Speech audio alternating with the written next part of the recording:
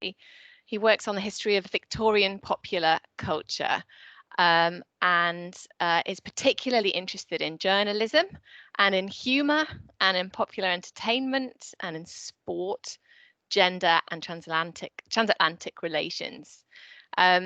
His works appeared in publications, for example, like the Journal of Victorian Culture, Digital Journalism, and he's also written for The Guardian and History Today. He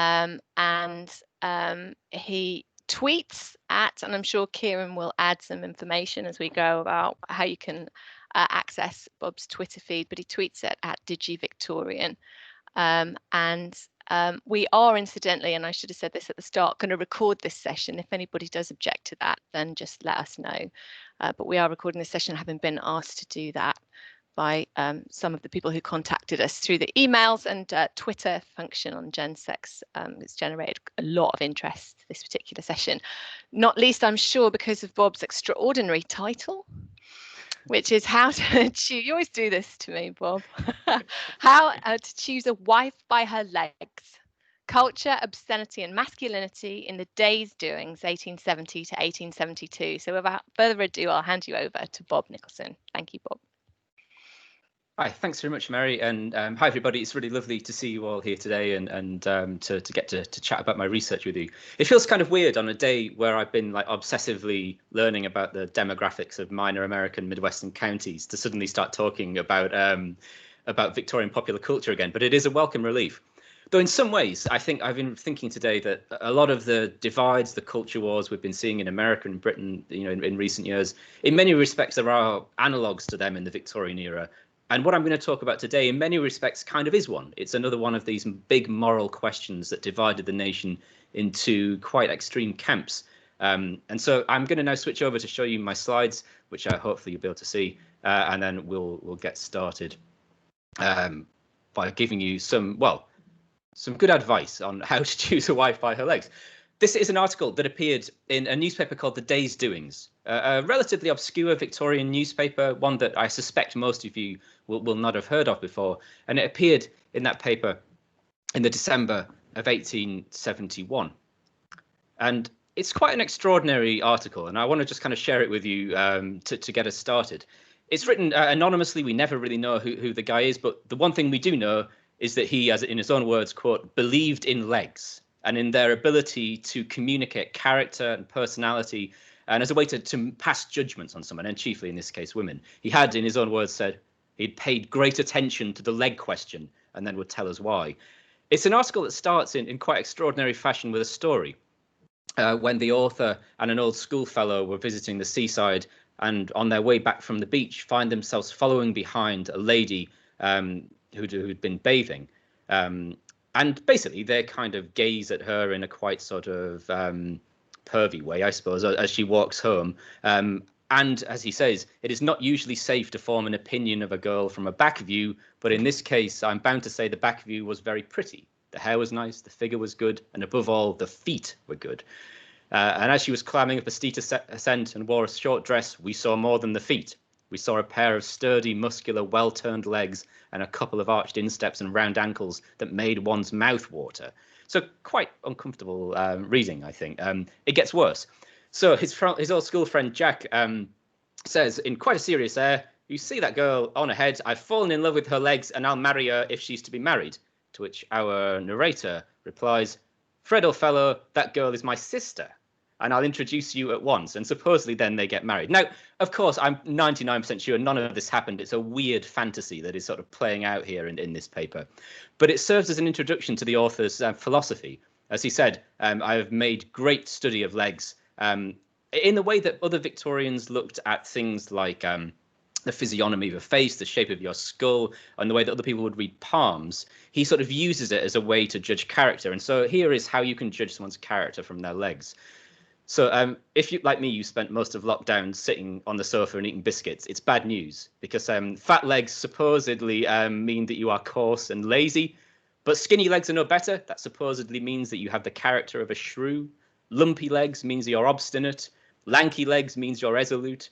Large legs might run to flesh. Slender legs leave you prone to jealousy. You can't win, basically. Any kind of leg feels like the wrong kind of leg, according to this philosophy. He goes on. Podgy feet and ankles would leave you only literally no use but to lie on the sofa and read parlour novels. It goes on until eventually we get a description of the ideal leg, the perfect leg and foot, according to this author. So the legs had to be in perfect proportion to her body, whatever that means. The knees would be perfectly rounded, so no pointy knees, no undue projection. There would be a swelling line of beauty in the calf, an ample development of muscular power.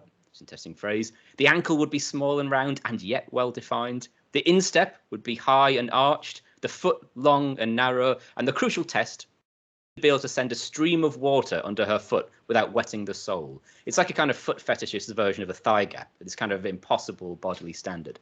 So this is this kind of bizarre article, and as if to sort of reinforce the lesson, the Day's Doings printed it with an illustrated accompanying guide in which we see all of these legs sketched with accompanying notes saying that certain ones were quite worth cultivating, whereas others were to be avoided at all costs. Now, for all I know, this was very useful advice and led to all sorts of happy relationships. I suspect not.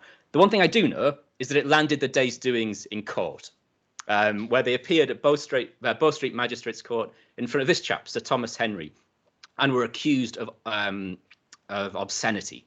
And in particular, it was that article, How to Choose a Wife by Her Legs, that Sir Thomas Henry singled out as being, quote, decidedly indecent. This is, in many respects, not a surprise. That kind of level of detail and of an image was certainly uncommon in a Victorian newspaper. What I want to do in this talk is explore how the Day's Doings ended up there and why we should care. Because in many respects, it's just it's another newspaper peddling obscenity, but the Day's Doings was not just any other newspaper. So let me tell you a bit about it. It was founded in 1870. I suspect actually it may be an offshoot of an American newspaper, but it's kind of hard to sort of tease out its true origins. Its owners remained in the shadows. And it described itself as an illustrated journal of romantic events, reports, sporting and theatrical news at home and abroad. And you can see from its masthead, it's very theatrical. This is a paper aimed at entertainment and at pleasure. It was published on the Strand in London. And in fact, if you line it up on a map of the Strand, you can see it was here, published just behind Holywell Street and Wick Street, which Victorianists among you will know were famous for sites of obscene literature, but also a few doors down from the Illustrated Police News, and only across the road from the Graphic and the Illustrated London News. So all the kind of major Illustrated London newspapers were kind of here jostling for space a stone's throw from one another. In terms of the marketplace, it was also in this kind of middling space. So it cost 3p, which is actually quite expensive for a paper that normally ends up in court for obscenity. At the lower end of the market, the Illustrated Police News was worth a penny and tended to be sold at a more down market audience. But upwards, for 4p and 5p or 6p, you had the Illustrated London News and the Graphic, which were very respectable middle class illustrated papers. So the Day's Doings basically was in this kind of middle ground, not cheap, but not expensive. And if we look at those other papers and what they were doing on the day that the Day's Doings was launched, we can actually find it was a great time to launch an illustrated paper because the Franco-Prussian War had just started, and nothing sells a newspaper quite like war. And every other illustrated paper was leading with that story in some form. This is how the Day's Doings launched their first issue, not with armies gathering or panic on the streets of Paris, but Sirens of the Sea, a sketch of the pretty bathers on the French coast at Trouville. And you can see that the ideas, the ideology of the Day's Doings, or its interests, were here immediately. We have mixed bathing, men and women bathing together, which is a very controversial subject in Britain, seen as very French. Women with their legs and arms on show, accompanied with the kind of the slightly leering gaze of the male subjects who are looking at them. And this is how they introduce themselves. And it's a bold opening, characteristic of the paper. They said, quote, "The old order of things is changed and a new style of journalism and illustration has made its advent. The slow, monotonous jog trot of the same set of ideas without the suggestion of a new notion or fresh fancy has become wearisome and is done with forever. People want, after their work is done or during their labours, something different from the usual routine to amuse, interest and stir them."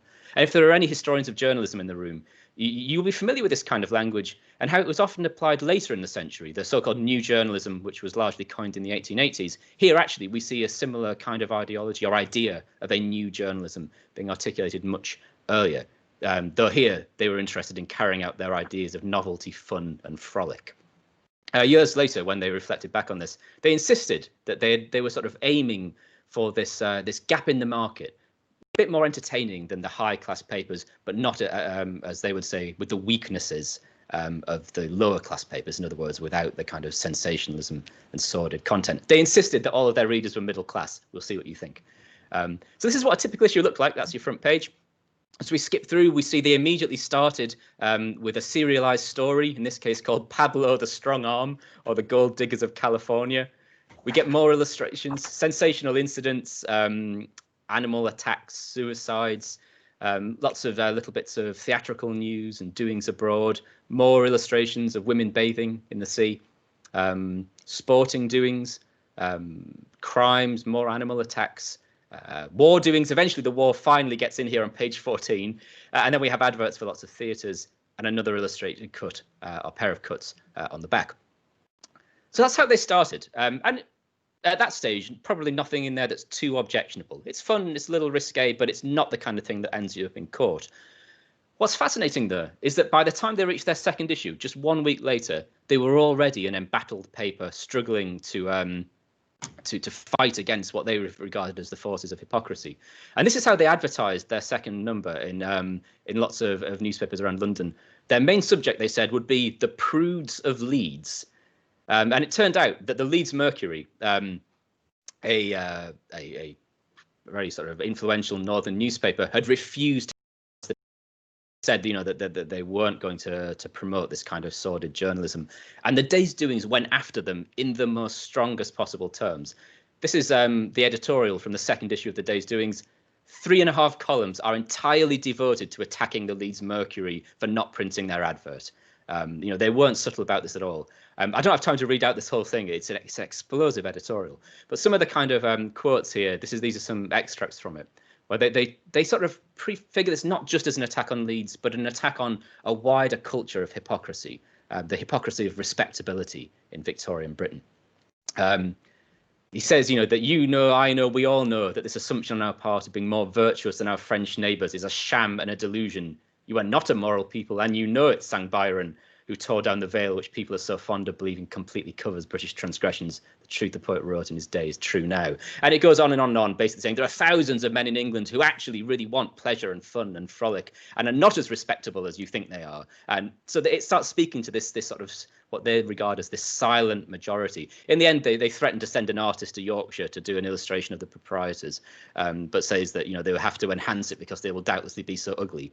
So it is not a subtle attack. I do enjoy it very much, but I'll move on quite quickly. Anyway, so issue 2, they attack the prudes of Leeds.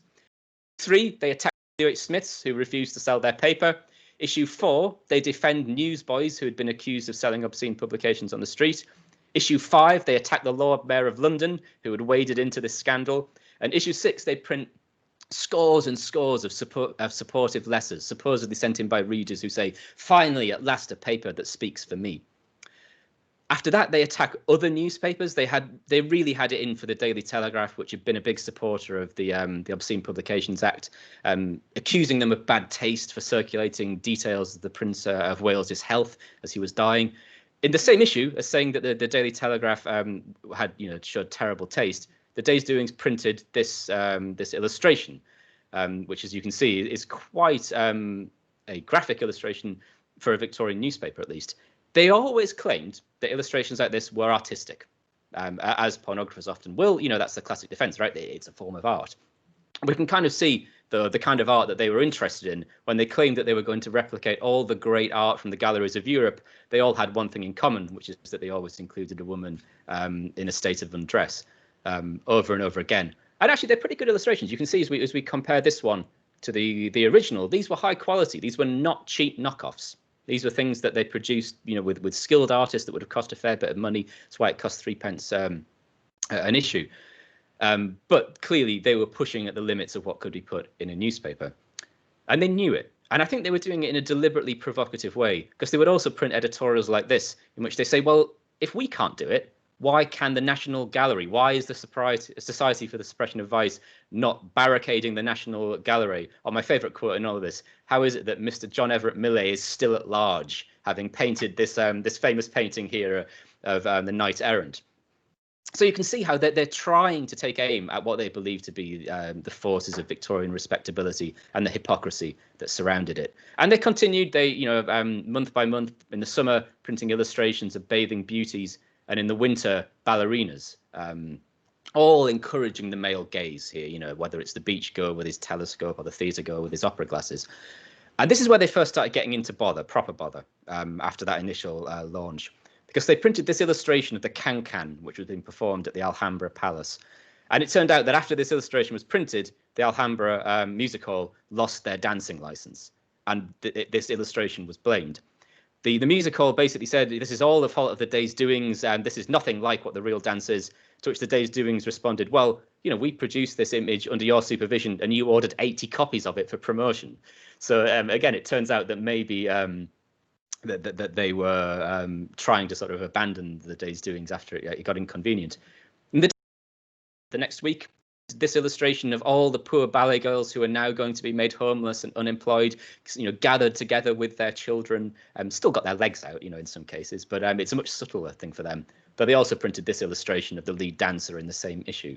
And on they go. In Derby Day, we get lots of illustrations of men and women cavorting, drinking. You can see at this top one here, the glimpse into other people's traps. You can see they're kind of this fixation on legs, which was a big part of Victorian culture. This so-called leg mania has been really captured in this journal.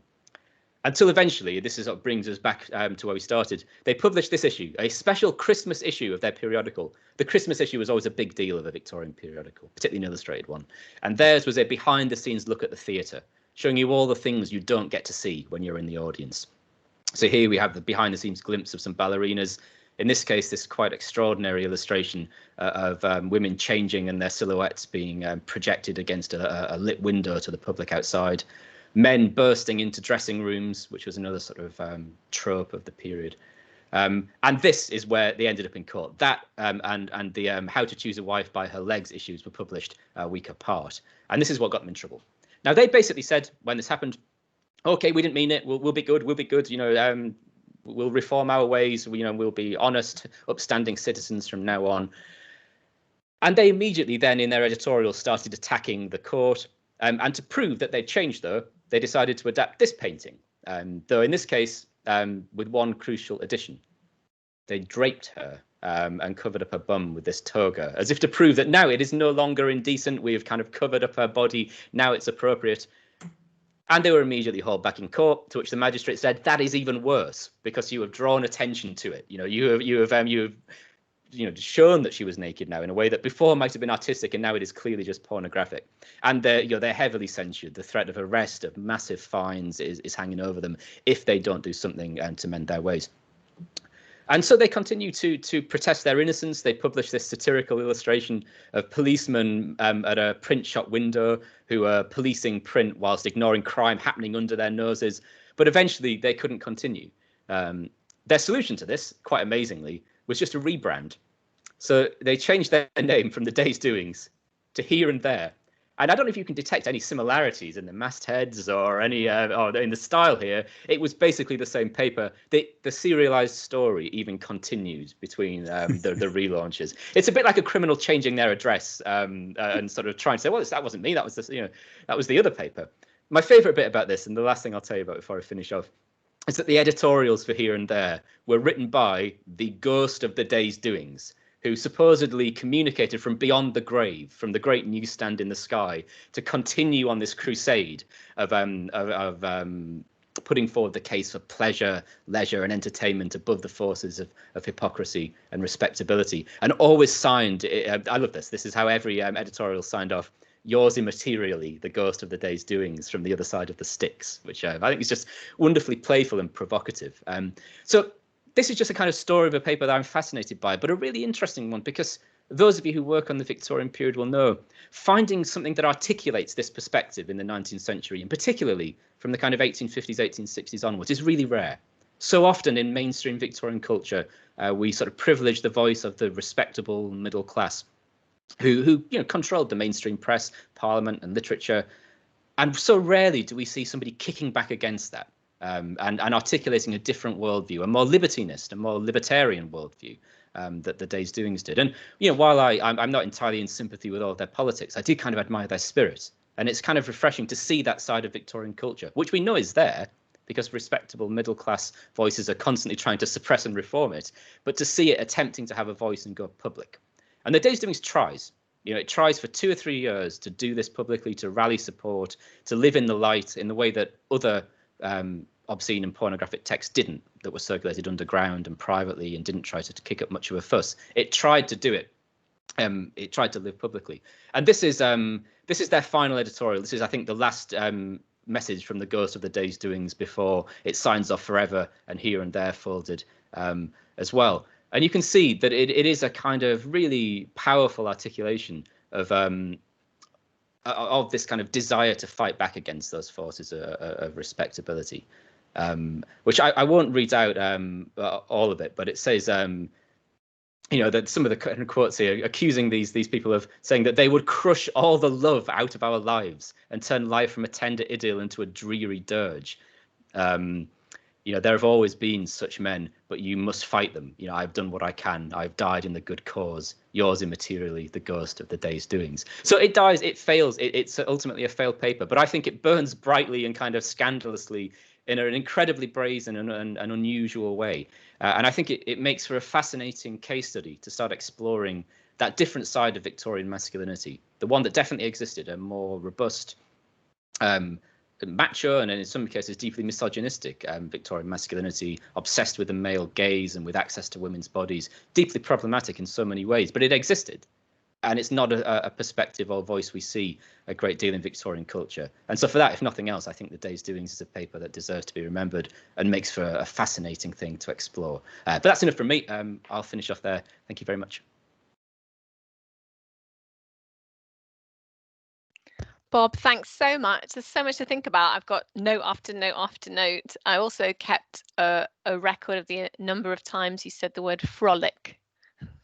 Yeah, it's not a phrase I get to use in my job very often, so it's kind of nice to break it out occasionally. I actually do want to talk more about what that actually means. And I also really liked the comments you made about the male gaze, the opera glasses and the girl as opposed to, and that was really intriguing as well. But I think you both wanted to bring your questions together in a kind of shared space, understandably enough. So I'm just going to say thank you to you, and I'm going to clap on behalf of everyone. Oh, that's nice. Kirsty's clapping too, and so is Michael. So we're going to move to Kieran now, who's going to introduce Michael. Kieran, over to you. Hello, everyone.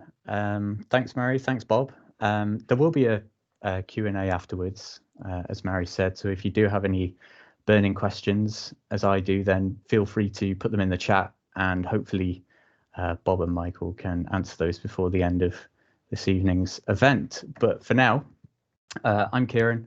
I'm one of the co-chairs of GenSex, and it's my pleasure this evening to introduce Michael Horton. Michael is a graduate teaching assistant and a PhD student at Edgehill University. He teaches and studies English literature.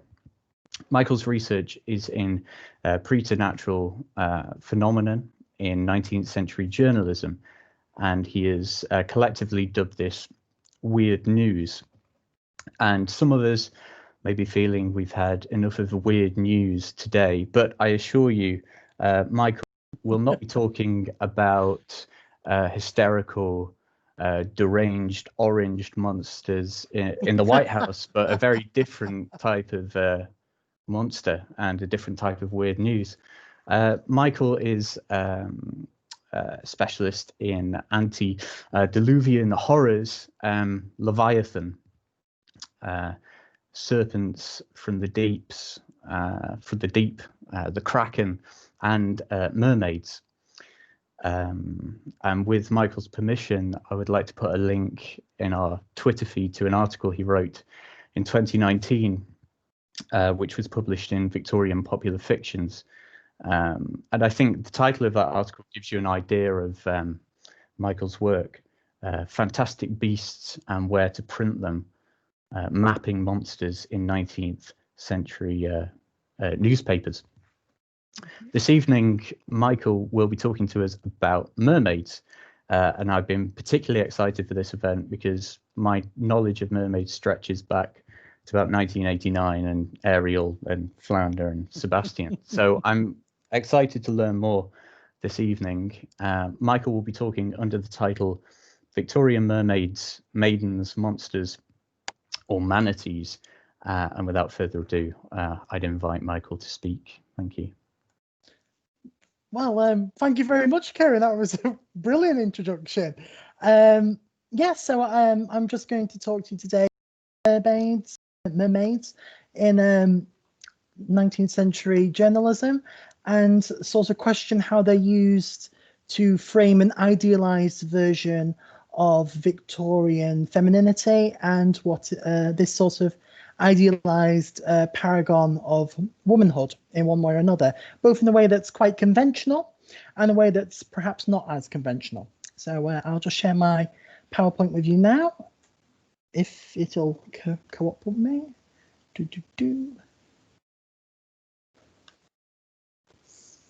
Brilliant. So we should all be able to see my PowerPoint now. So, Victorian Mermaids, Maidens, Monsters, or Manatees. Well, I've included in this title page 3 images that sort of encapsulate 3 of the main ways in which mermaids are seen in this period. So firstly, we have this called A Mermaid by John William Waterhouse, which depicts this sort of obviously beautiful siren-like figure, combing her hair, lounging on the rock by the sea, with her jewelry. And this is an image that we see quite a lot in a lot of the examples that I'll be sharing with you. And it's definitely one that is quite prominent in the Victorian popular imagination.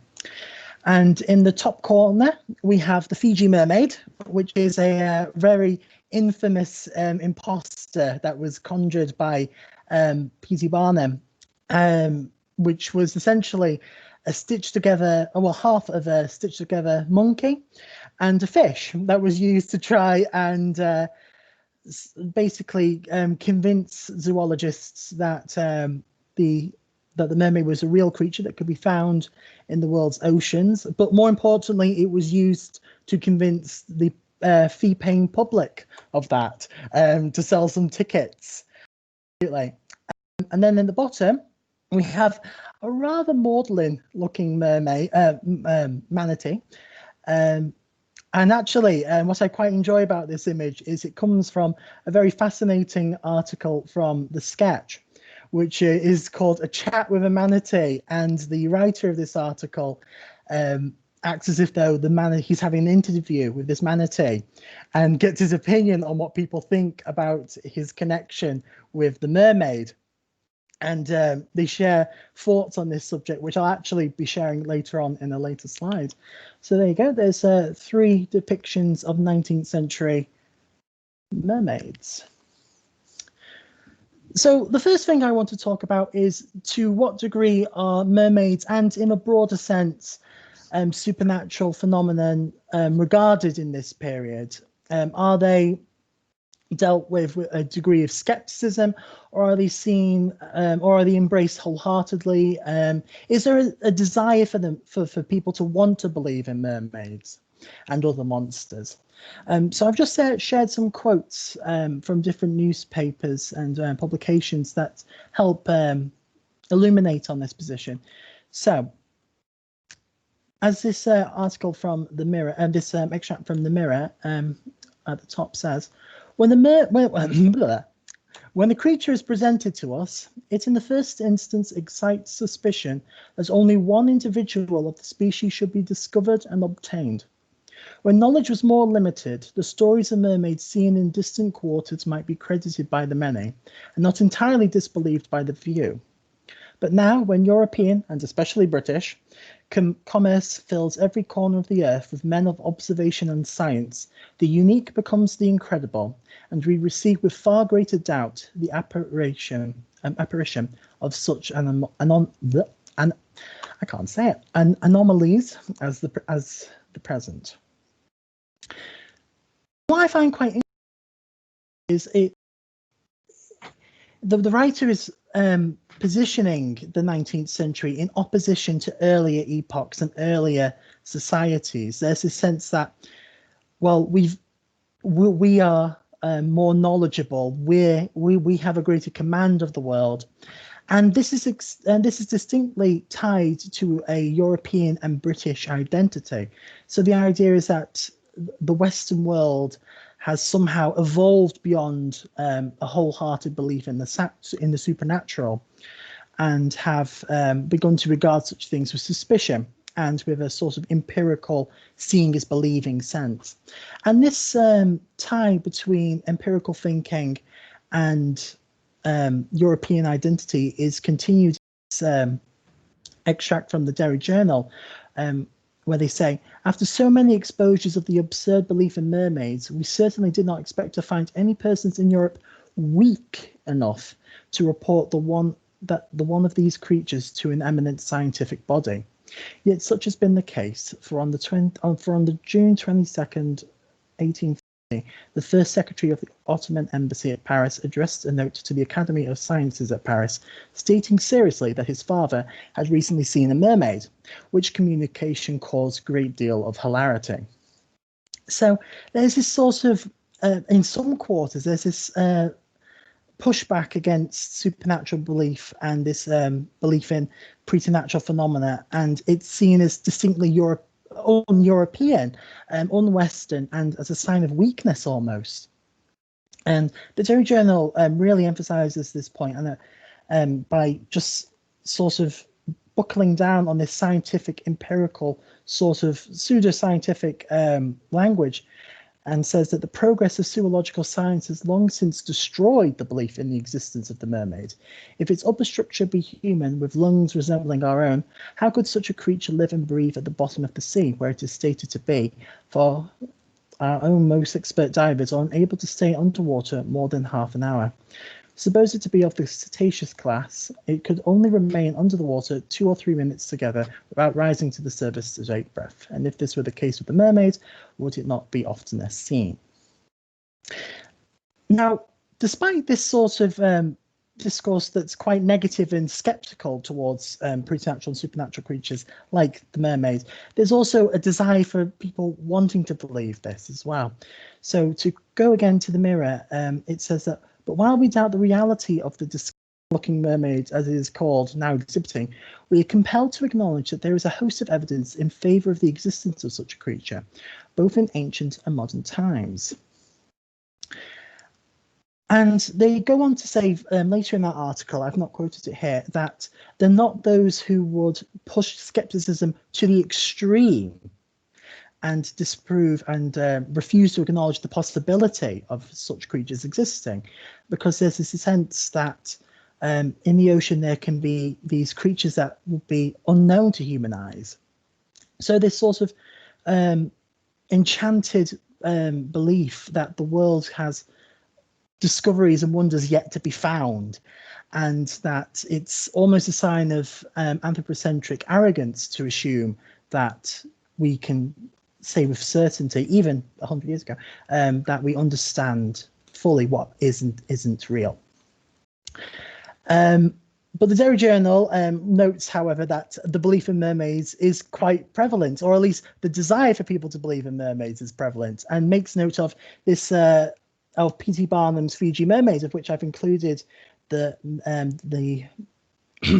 Mirror's the illustration of hair, which isn't obviously the most pleasant to look at, and yet there were hundreds of people who would daily meet or daily go to see this mermaid, and would pay $1 each for the privilege.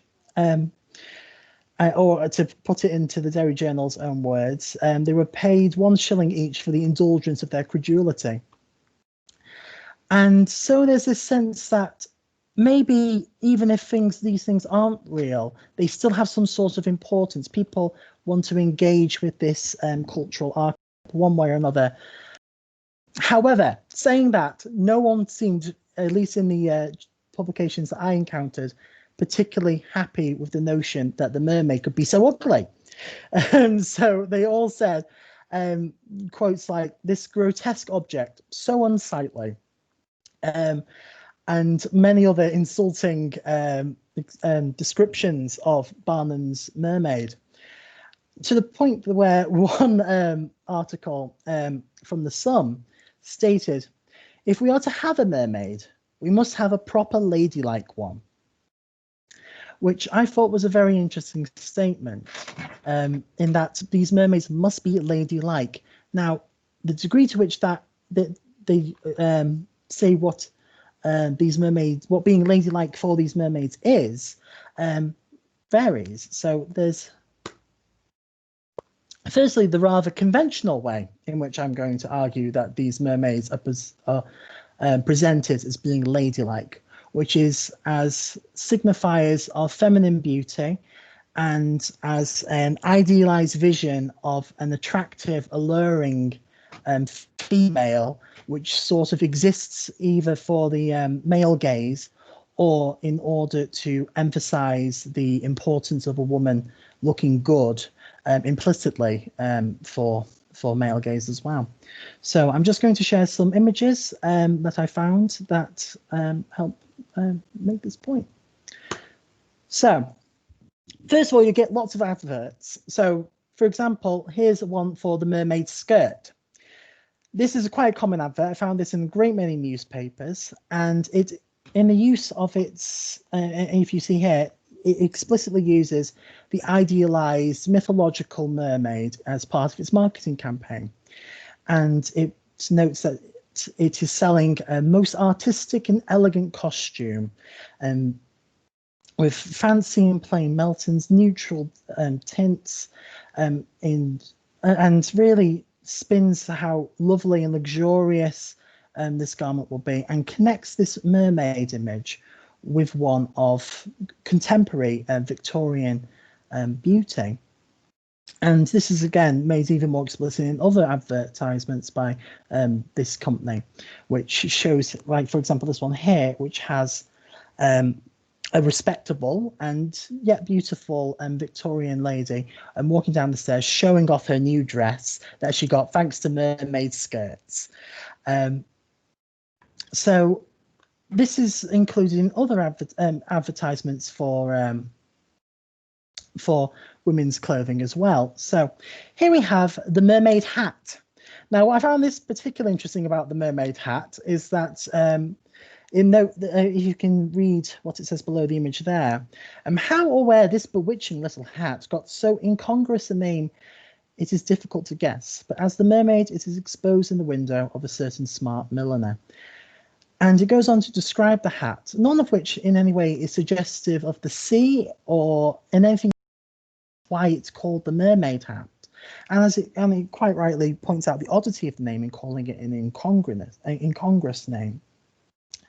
And the only sort of takeaway from that is that the mermaid, it's called the mermaid hat as a signifier of, as an indicator of feminine beauty, and the attractive qualities of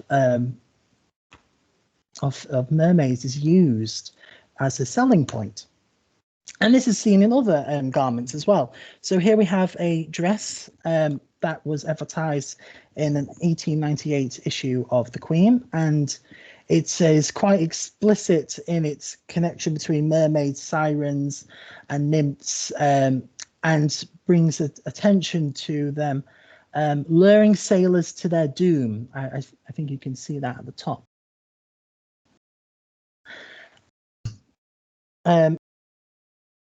Again, emphasizes that the attractive qualities of the mermaids, of these siren-like figures, is used as a selling point. And again, we see the same thing here with this other dress. But here you go. In this illustrated London News image, we see what would they call? Well, sorry, I've lost my track here. We see, yeah, there you go. We see a mermaid. This image of a mermaid. And what's interesting is why is she called a mermaid? Because there's nothing here to really suggest that this lady is meant to be a mermaid, except that it implies that she's somewhere near the ocean and that she's attractive to look at.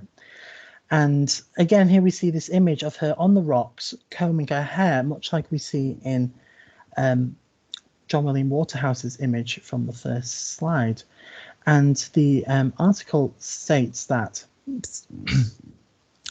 snugly ensconced among the rocks, reading perhaps his lordship poems, but still she is a mermaid fair, singing alone, combing her hair in a golden curl with a comb of pearl on a stone. And it brings attention to how dainty and feminine she looks. And it even questions whether there's already a merman bold that's searching for her. So again, this sense is that her physical attractiveness is meant for the male gaze. It's meant to draw male attention, much like many of these other articles.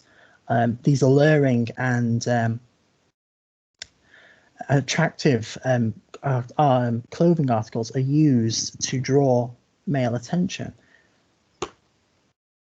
So here we have an image from an 1897 article in the South London Chronicle of the Bermondsey Mermaid, who was a swimmer called Jessie Dawkins, and the article describes it as a clever, graceful and popular swimmer. And even though the article goes into some detail about her accomplishments as a swimming champion, it doesn't choose to show her with those awards. It doesn't choose to show her swimming. Instead, it chooses to have her perched on a rock in front of the ocean in a way that emphasizes its connection between her and a mermaid. And it shows her arms are bare, her legs are on display, and it's in this sort of lounging pose. So again, there's this suggestion that this image is meant to draw some male gaze. It's meant to draw it's meant to draw attention through the attractive image and this connection between mermaids and this idealized physical perfection in the female form. Now, this image in particular of some English mermaids have a water frolic, there's that word again, in a quiet nook from an 1897 issue of the Illustrated Police News, is definitely meant to draw the male gaze. As what's interesting about this image, other than it being quite risque, is that it corresponds to no articles or stories in that issue. And in fact, there's no interior narrative to the image itself. So the implication here is that this image of these English mermaids, these physically attractive women, it's meant to be entertaining in of itself. It's meant to draw the male gaze. So in this sense, these mermaids are used in the mermaid is used in these publications in a somewhat conventional way. It's used to present this idealized physical female seductive perfect sort of attractive form. However, I do argue that the mermaids are used in 19th century publications in a way that's perhaps not quite as conventional in order to present an idealized version of femininity. So that's when we come to what one article very memorably calls the ugly mermaid, the dugong. So we've had many pretty mermaids, but now we have some ugly mermaids in the form of the dugong and the manatee, which are often mistaken for one another or used interchangeably in these articles. So the first thing I would like to say about this is that in the context of my wider work with monsters in 19th century newspapers, there is a movement by a great many of these articles and key writers and figures in this period to provide supernatural entities with a natural analogue. So an animal that can be used to explain the existence of a supposedly supernatural creature. So, for example, in my work on the Kraken, there is a great many newspapers that posit that the kraken is in fact just the recently being discovered giant squid. And it's in fact during the 19th century that the kraken takes on this sort of form through these different writings, which aren't just in newspapers and journalism, but they can also be in scientific or pseudo-scientific publications, such as an 1849 scientific essay called an essay on the credibility of the existence of the kraken, sea serpent, and other sea monsters. And it's in this period that we see the kraken change from a sort of amorphous blob with horns into a giant squid. And in fact, Victor Hugo even posits that the cephalopod could be an answer to the vampire in nature. I don't think that one's quite as credible, but and it didn't seem to catch on quite the same. But what we see here with the mermaid and the manatee is an attempt to provide this supernatural entity with an animal in nature that has been found and studied in nature as a possible explanation. So, and there is some debate actually as to whether this is true or not. So to use this quote from the top, in fact, the entire idea of mermaids has been derived, according to many, from its very near ally, the dugong of eastern seas. Now, to refer back to my maudlin-looking manatee from the title page, in that interview with the manatee described in the sketch, in the 1896 article, A Chat with the Manatee, the manatee questions this narrative. And obviously through the manatee's character, the writer of this article is questioning this narrative. So the interviewer actually asks the manatee, then you think they got the idea of mermaids and that sort of thing from the manatees? To which the manatee replies, quite humorously, although before the manatee replies, the interviewer needs to get an interpreter. Apparently he can't speak manatee that well. The manatee replies, no, I don't. They believed in mermaids and mermen, and when they saw the manatees, they were sure their beliefs was right, which is quite a different matter. And that, well, I do agree, it's a different matter in people trying to find grounds for their beliefs as opposed to these creatures being the sources of them. However, whether they're the source of these myths or whether they're just used as a scientific analog for them is not overly relevant. What is that there's these explanations for the similarity between these two creatures. So the Derry Journal says here, the existence of mermaids has, however, been attested to by so many witnesses as to induce us to seek for the means by which they have doubtless been imposed on. Most of these observers have known but little of natural history, and many of them have been superstitious seamen, who have, in all probability, mistaken for a mermaid a dugong, which of all the Katika approaches the nearest in form to man, and which, when its head and breast are raised above the water and its pectoral fins resembling hands are visible, might easily be taken by the above observers for a semi-human being. And these explanations can go to quite some lengths to explain all the different ephemera of these mermaid myths. So here we have another one from the Derry Journal. We have omitted to state that the mermaid is related to have been seen using a comb and a toilet glass, which accessories to the fable, together with the origin of the creature, Sir George Head thus ingeniously attempts to explain in his popular home tour. The resemblance of the sea or seal calf consists only in the voice, and the voice of the calf is certainly not dissimilar to that of a man. The claws of the seal, as well as the hands, are like a lady's black hair comb. Wherefore, altogether, supposing the resplendence of the seawater streaming down its polished neck on a shiny day, the substitute for a looking-glass, we arrive at once at the fabulous history of the marine maiden, or mermaid, and the appendages of her toilet. So it's this curious jumping through hoops to make this connection fit. And the reason for this is quite interesting, and I'll reach it in the next slide. But in fact, this connection between mermaids and manatees and dugongs is so strong that, as the Lancaster Guardian here notes, the name Sirenia, which is given to this group of animals, is chiefly owing to the peculiar form and habits of the dugong, which is for a curious customer swimming with its head and neck above the surface of the water, so that it bears some grotesque resemblance to the human form, and might have given rise to the poetic tales of mermaids. So there's this strong connection between these different animals and this mythical archetype, and a source of a demonstration of this similarity is given in this image here from the Illustrated Police News.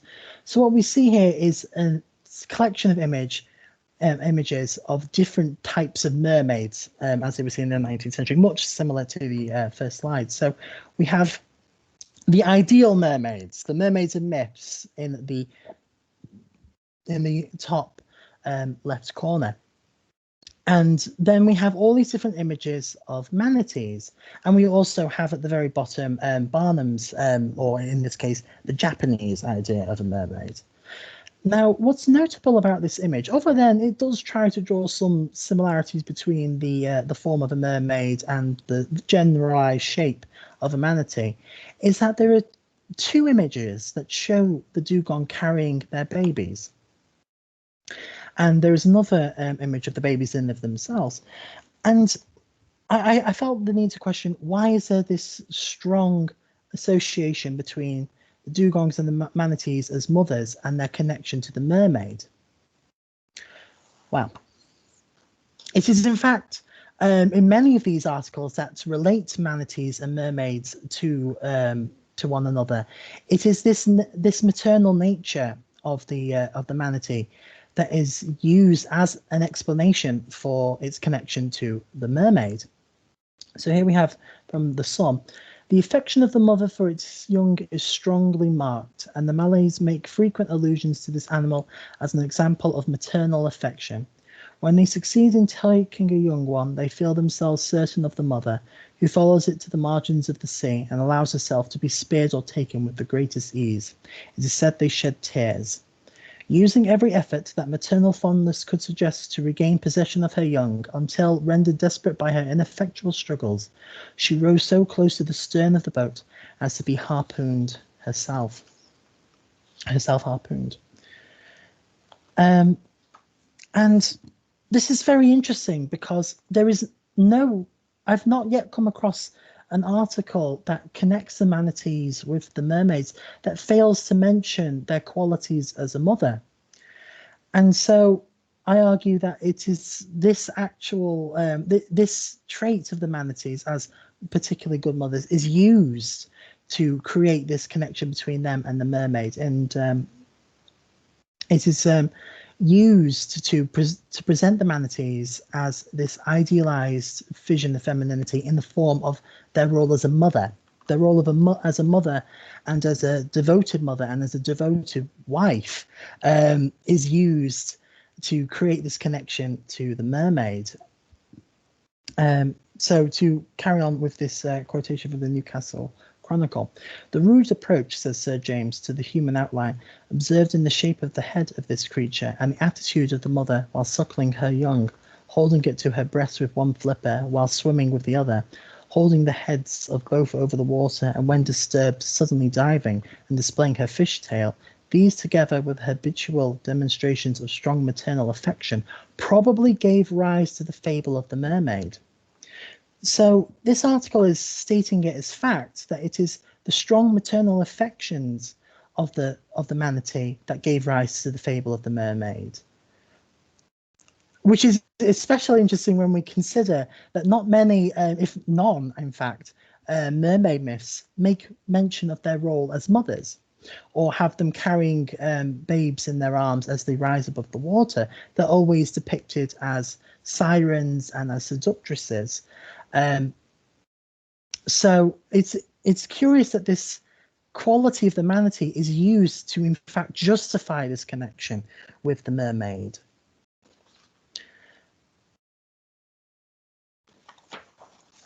Sorry, bear with me.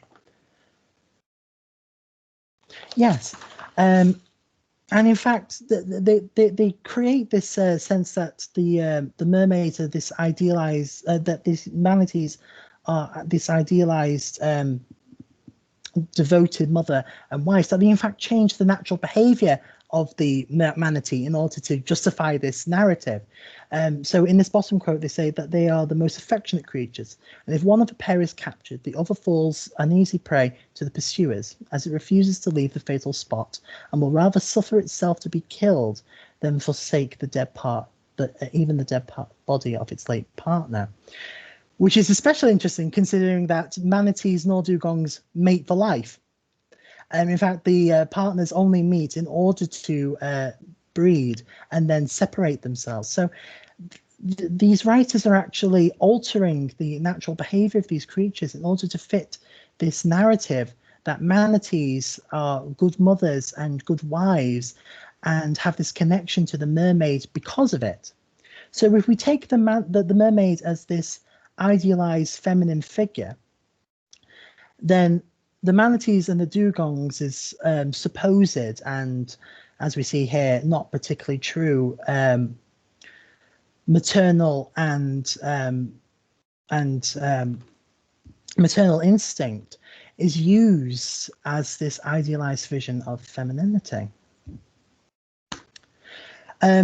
In fact, this connection is so strong that even the suggestion of seeing a manatee makes one covet a mermaid for a wife, according to this cartoon.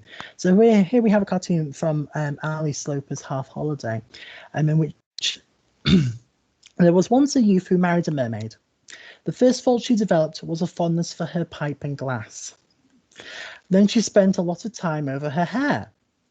She was always taking a bath too and made the house very sloppy. However, she didn't cost much for shoe leather. Nonsense, it was all a dream, which occurred after a visit to the Brighton Aquarium last Monday.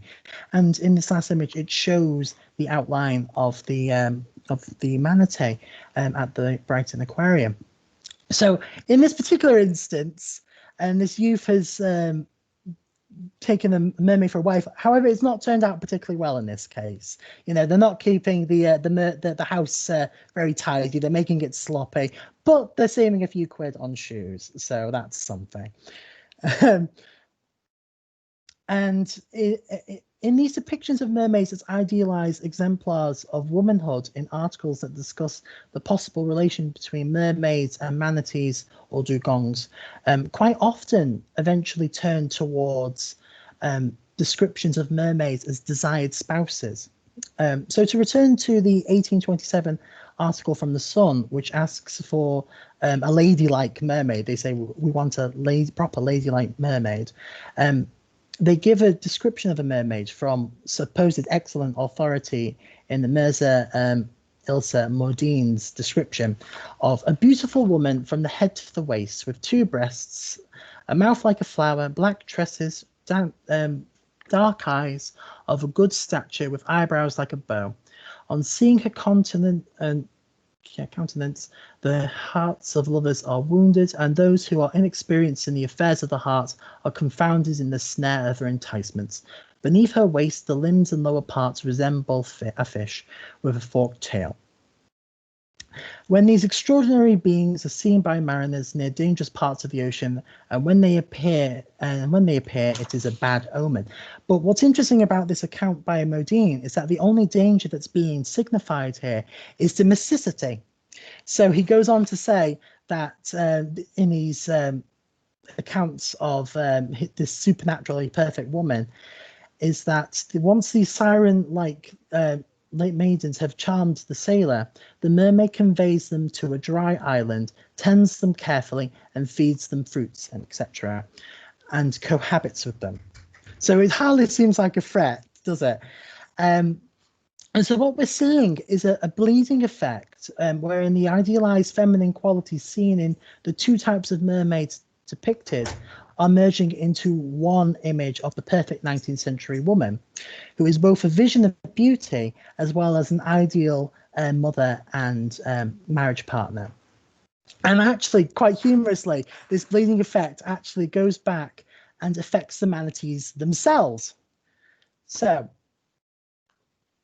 what we see in this last image is in this last slide is these manatees being made into more maiden-like images in order to conform to this idea. So here we have a quote from the Cardiff Times, which states that the long hair in the female species and hair and beard in the male add to the human resemblance of the head and neck. Well, this is obviously complete fiction. Manatees, even lady manatees, don't have long flowing hair, and the men don't grow respectable Victorian beards.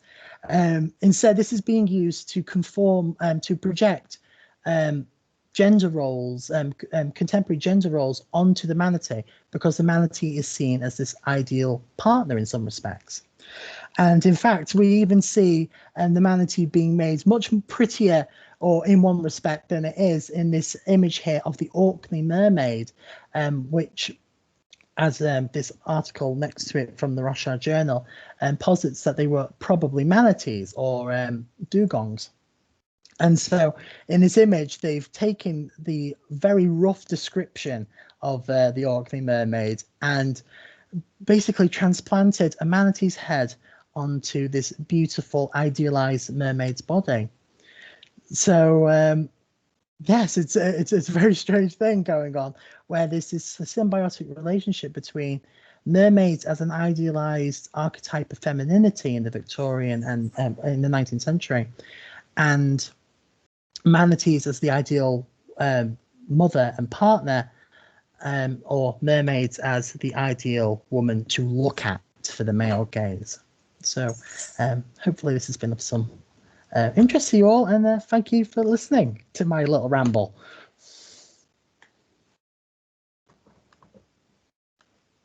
Thanks ever so much, Michael. There was a plenty of food for thought there, and we've actually had quite a number of questions come in from lots of different people privately to each of us, and also through WhatsApp as well.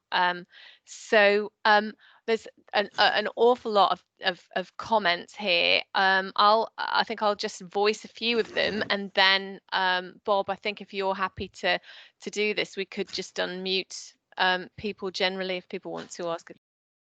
So yeah, that'd be great. I'll just have a quick look through. There's so many. Hang on.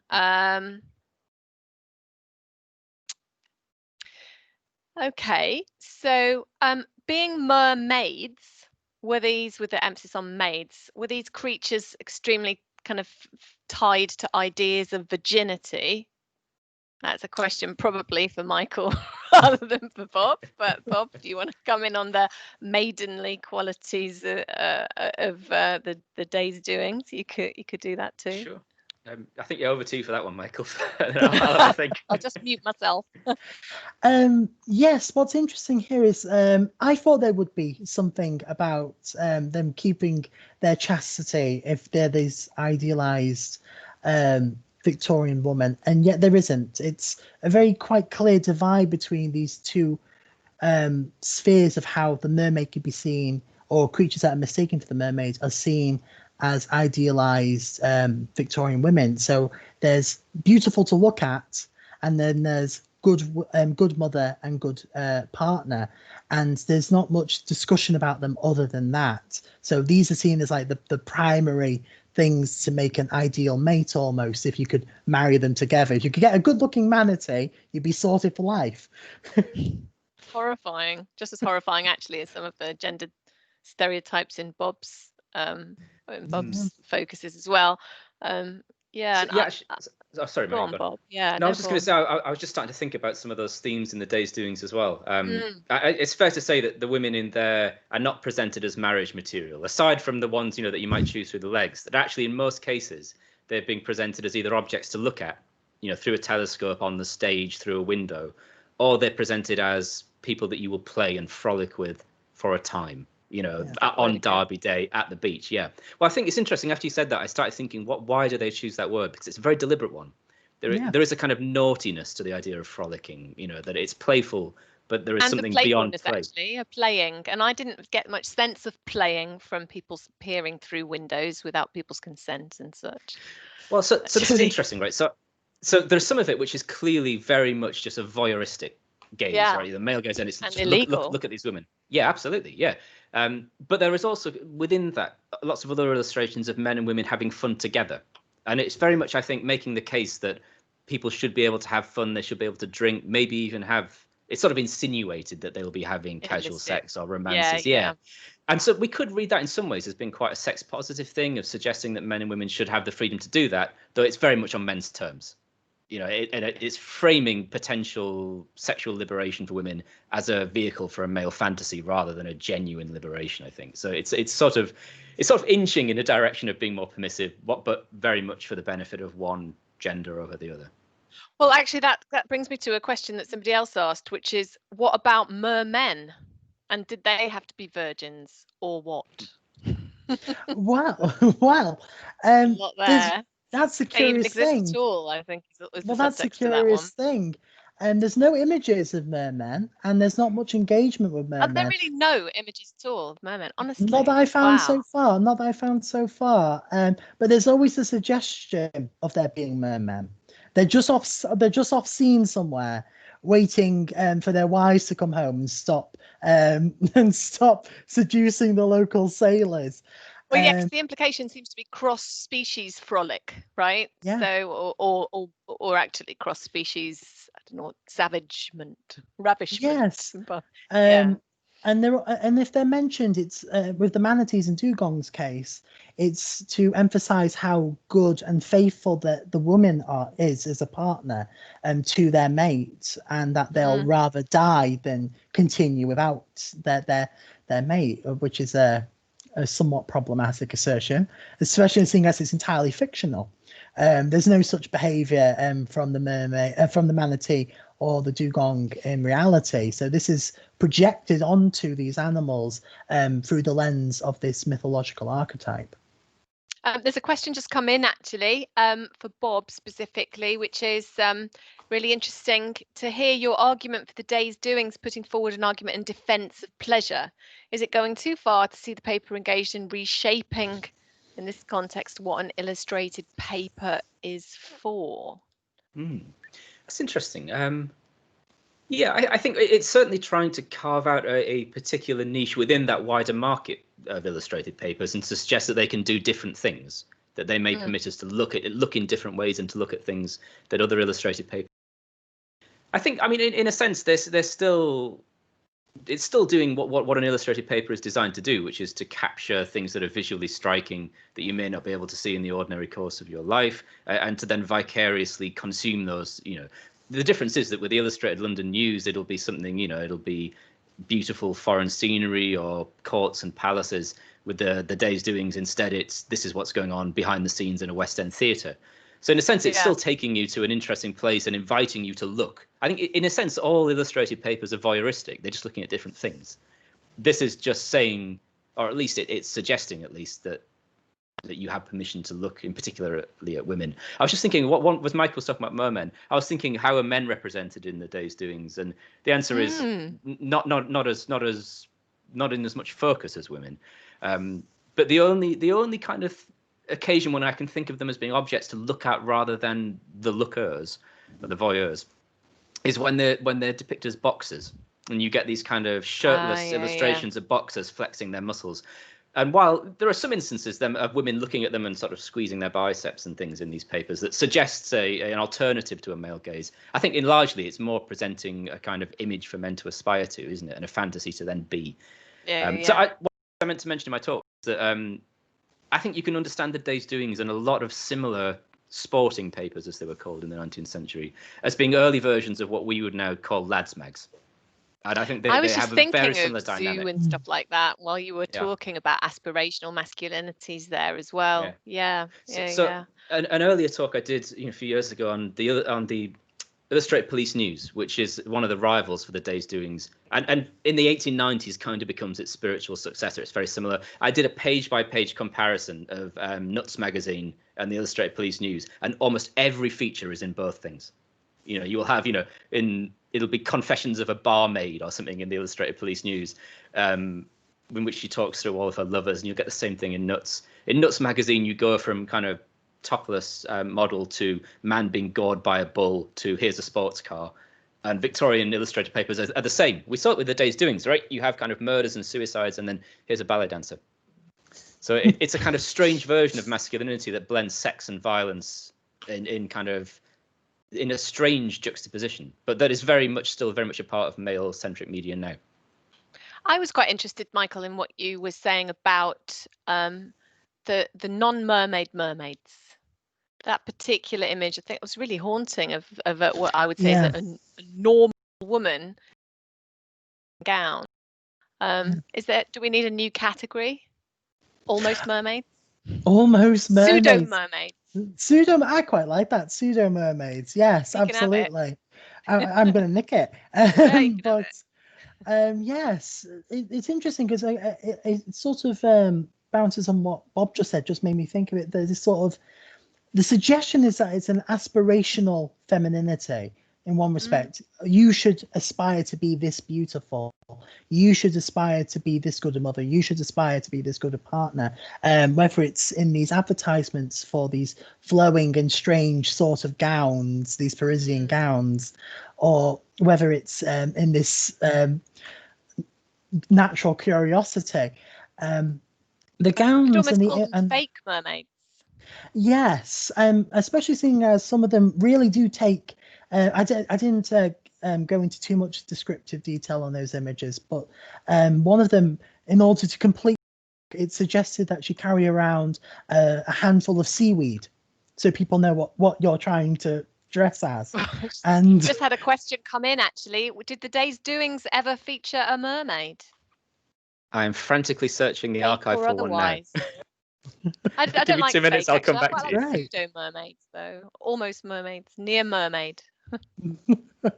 Well, Bob, I don't know if we can open it up now so that people can actually verbally ask their questions as well. Yeah, should we do it's that? already open. They can unmute whenever they like. So I think you can use the raise. You can use the raise hand function, which you'll see next to the chat as well, if you want to, signal that you would like to speak. Or just pile in. But yeah, so Bob's searching for mermaids. I'm surprised you haven't thought to do that already, actually. Yeah, I should have done. Catherine. So it's sort of going back to the comparison with nuts and the sort of Victorian illustrated ones. With respect to the gowns, in the modern day, one of the most sort of popular wedding gowns at the moment is like the mermaid style, which looks very much like the gowns that you were showing us. So what do you think with like sort of is going on? Yeah. That is interesting because. And after you've asked your question, if you lower your hand and mute your mic again, that'll make it easier for people to hear. And yeah, cool. Carry on, Michael. Thank you, Katie. Yeah. Well, thank you for the question. That is very interesting. Because I was, when I was first looking at these images, my mum was sat across from me, and we were talking about mermaid dresses and that sort of bridal cut. And if I was going to distinguish one from the other, I would say that these images and their associated articles really put an emphasis on trying to emulate the mythical mermaid as much as possible.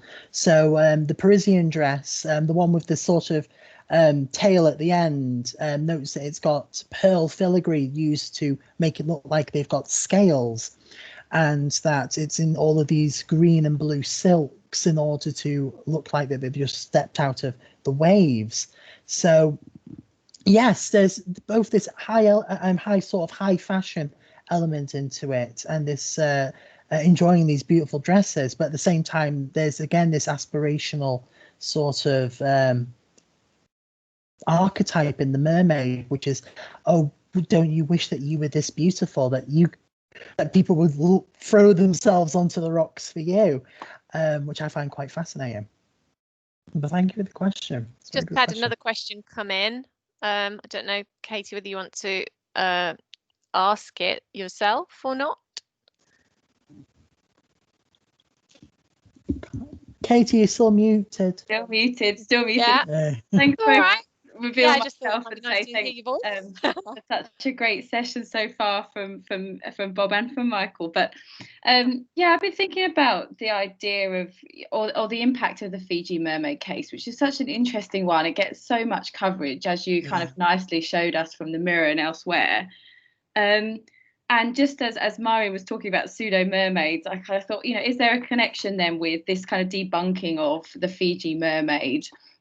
This idea that we can, you know, perhaps put it to rest that there aren't real mermaid bodies to recover, with the ability to inhabit a mermaid identity or dress as a mermaid in some way. That's a very interesting idea, and I really like it. The only thing I would say is that many of these articles specifically take the time to suggest, oh, we're not saying that mermaids aren't real, full stop. We're just saying that we don't believe in this particular forgery. There's this sort of suspension of disbelief going on where they're saying, we've not found proof yet, but there's still a lot to be learned. And there's this interesting sort of narrative going on where the more that science is encroaching into these hidden spaces in nature, the more we don't know. There's this sort of conversations that are happening. So the idea is, so it's somewhat paradoxical. The more they learn, the more they're convinced that there's stuff to find. So there's a lot of debates about whether creatures like the kraken and the sea serpent in particular gets a ton of discussion about whether it's real or not, and some real advocates for that it is real. We just haven't found enough evidence of it yet. So there's no outright dismissal, even in the face of the Fiji mermaid, which is almost famous for being a forgery, even at the time. And people, it says it's a great forgery. I didn't use this quote, but in that same article from the Mirror, it says it's a great forgery. You should still go to see it. So it's the sense that there's still something fascinating about this mermaid, even if it's not real, and we all know it. Yeah. Which I'm quite enjoy. Kieran, I think, have you got a question? And yeah, then sure. I think Karina's got her hand up as well. I have a question from Gemma. Did advertising contribute to the shift from mermaids as beautiful to ugly and vice versa? And did the dugong's ugliness have anything to do with its so-called Eastern origins? That's a fantastic question. That's from Gemma. Thanks, Gemma. Hi, Gemma. Yes, that's really interesting. I would say advertising doesn't change it from being ugly to beautiful or one way or the other, but it certainly does sort of chart this progression from the mermaids as a dangerous sort of siren-like figure to something that you might want to look like, into this sort of harmless sort of figure that everyone would love to have as a wife. So there is definitely transition from the mermaid from dangerous to safe almost.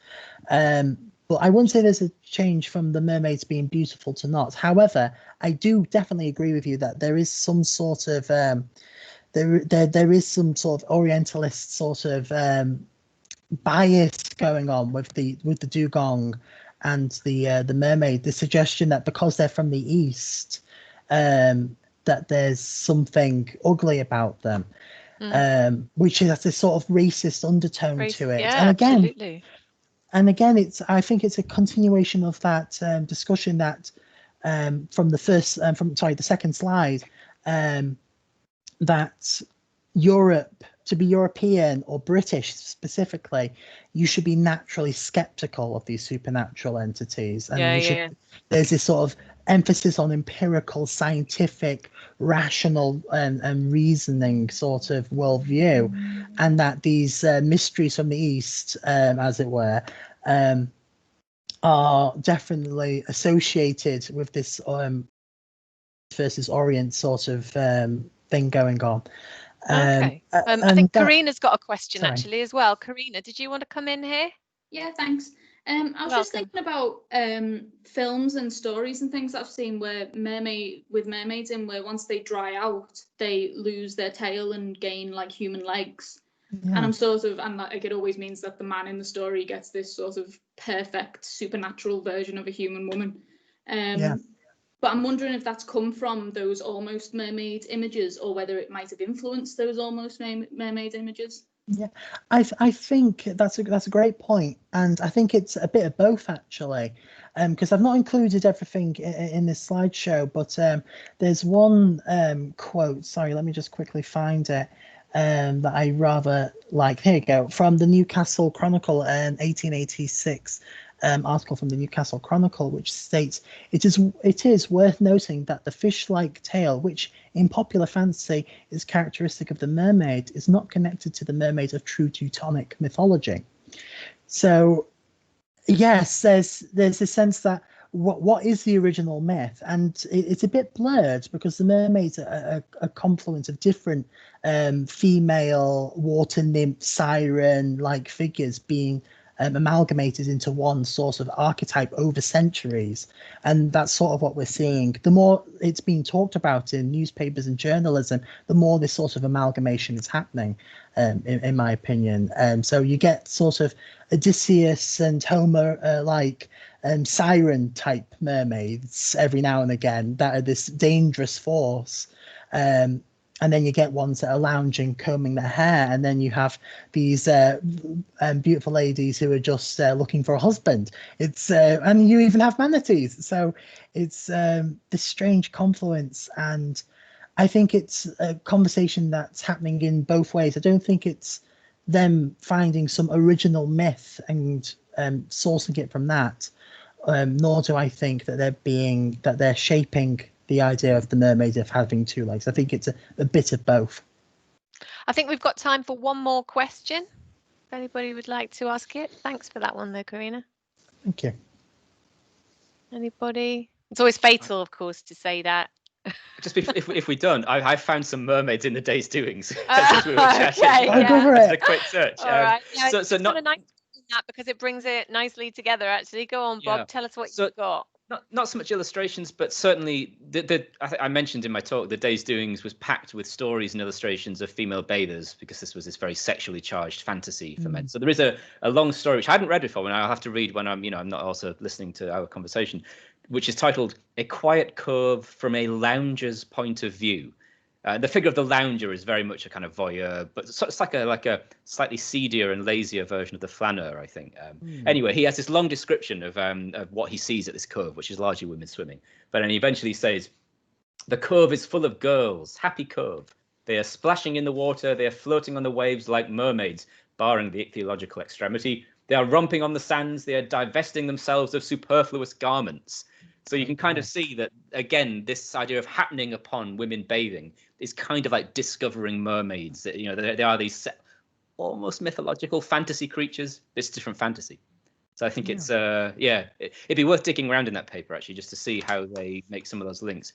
But definitely so far reinforcing the kind of first half of Michael's paper, which is the mermaid as this kind of object of sexual fantasy, rather than the kind of more maternal and wifely qualities of the manatee. Well, this is fantastic. Thank you so much, both of you. And I know that both of you, Kieran's been putting some contact details up online. So I know if you want to carry on the debate, or you want to let either EHU 19 or GenSex have any additional questions, we can pass them on, or you can ask them direct. So we've been putting some info up there in the comments feed. Bob, do you want to flag up EHU 19's next session, or does Laura if that's all right? Yeah, if I please. quickly just share a slide here, I should have it in front of me, which hopefully you'll be able to see. Is that showing up? No, maybe not. Sorry, it's my technology is failing me at this time. Okay, so but we if you can't see it, we have a series, a virtual seminar series, very much like this, that we do online through Edgehill 19, and we've got a whole series of talks coming up in the coming weeks and months. Tell you what, in the chat I will post a link to our Twitter account where you can see everything. Yeah, I think we've actually already done that. Have you? Oh yeah. Yeah, it should be. Oh, no. Yeah, so that's fine. I just wondered if you wanted to flag up one in particular. That's cool. Well, yeah. So thank you. Yeah. The next one coming up is on the poet John Clare from Dr. Owen Lafford from the University of Derby. That's coming up on the 3rd of December. record the talk bit so you can watch them in advance, and then we do the live Q&A. So whether you just want to see the talk or whether you want to see the talk and then come to the Q&A, either way, you would all be very, very welcome. And yeah, as Kieran's posted in the chat there, you'll see all the links there. We book for your Eventbrite, so very similar process to this. So hopefully we'll see some of you there as well. An event with Art Does Not Get You a Job and GenSex, which is coming up, and this is on the 4th of February. It's going to be a round table with a fair few different contributors. It's called Love in a Time of Coronavirus. Might have stolen the title slightly there. This is Kieran's title. Love in a Time of Coronavirus, How Lockdown Has Changed Lust or Not. So come along for that. That's on the 4th of February at 5 p.m. And obviously watch our Twitter feeds for Art Does Not Get You a Job, and also GenSex, and obviously EHU 19, and of course the Department of English, History and Creative Writing at Edge Hill in between now and then. And if we don't see you before, have as happy a Christmas as these curious times can allow. But it's been fantastic to meet with all of you in inverted commas, to hear such extraordinary and to see such beautiful images as well, but also to consider why it is that the pre-Raphaelite artists were allowed to go where the painters were not, and vice versa. So I'm going to think about that for quite a long time. And I've got loads of other questions as well, but I'm sure all of you have, but it just, I think we'll just close there and thank everybody for coming along. It's been fantastic. Thank you very much. Thank you very much. And yeah, thanks for having us. Thank you for all coming along. Really great. Thanks a lot. Okay, yes, Karina's clapping, I'm clapping, we're all clapping. Oh, thank you very much. Had a great time. Hope to see you again. And you take care out there. Stay safe, everyone. Will do. Have a lovely day. Okay, I'm going to stop the recording now, Mary. Yeah, do that.